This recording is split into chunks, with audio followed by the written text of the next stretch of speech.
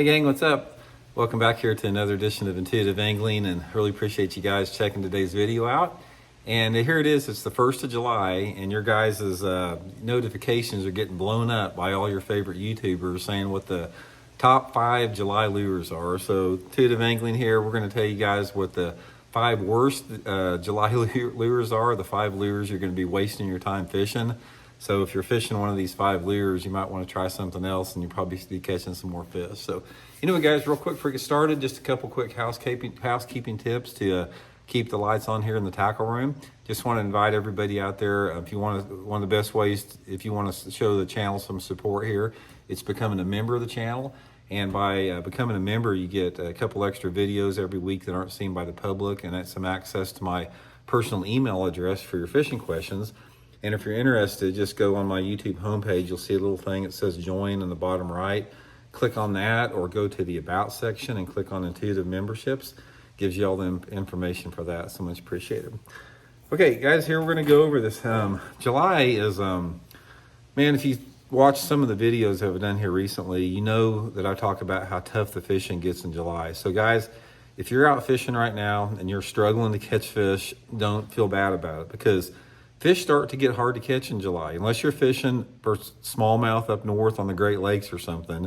If you're fishing anywhere else in the country, July, August, and September are the 3 worst months to bass fish. Fishing just gets tough. It's hard to catch them.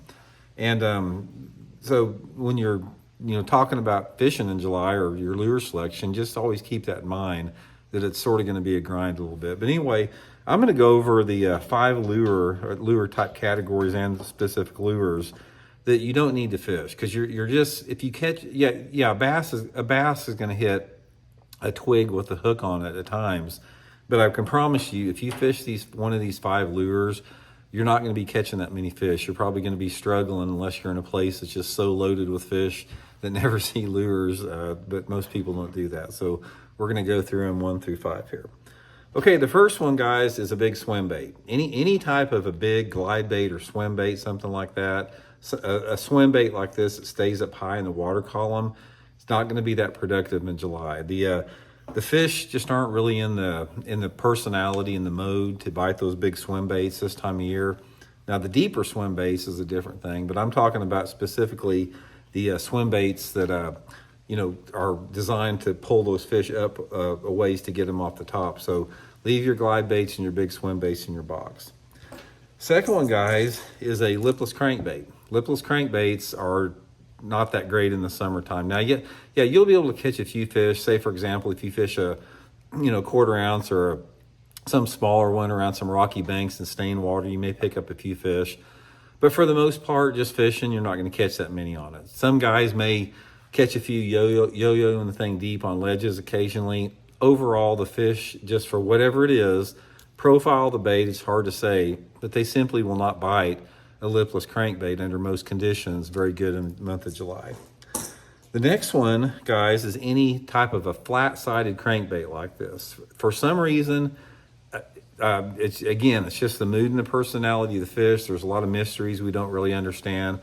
Flat-sided crankbaits are just not that productive in the summertime of the year. Now, you can catch a few fish on them, and I'm not saying they won't bite them, but overall, there's different lure profiles that are going to catch more fish in the summertime. It's more of the round tuna body type lures.